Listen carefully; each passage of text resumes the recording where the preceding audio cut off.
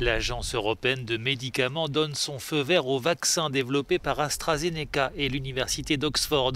Il est recommandé seulement pour les plus de 18 ans alors que la commission allemande de vaccination l'a déconseillé aux plus de 65 ans, estimant que les données disponibles à ce stade ne sont pas suffisantes pour évaluer son efficacité pour cette tranche d'âge, un avis aussitôt contesté par AstraZeneca. Par ailleurs, Bruxelles, qui a commandé 400 millions de doses auprès du laboratoire suédo-britannique, a fustigé les retards de livraison. AstraZeneca a dit ne pouvoir livrer au premier trimestre qu'un quart des doses promises, évoquant une baisse de rendement sur un site de fabrication européen. AstraZeneca est le troisième vaccin à être autorisé par le régulateur européen, après celui de Pfizer-BioNTech et Moderna. Quelle est la spécificité de ce vaccin ? La réponse de cet expert.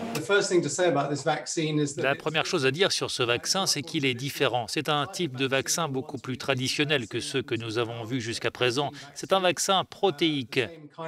C'est le même type de vaccin que celui contre l'hépatite B, par exemple, où la protéine est injectée comme le vaccin. Et cela s'est révélé tout aussi efficace que l'autre source plus récente que nous avons déjà vue.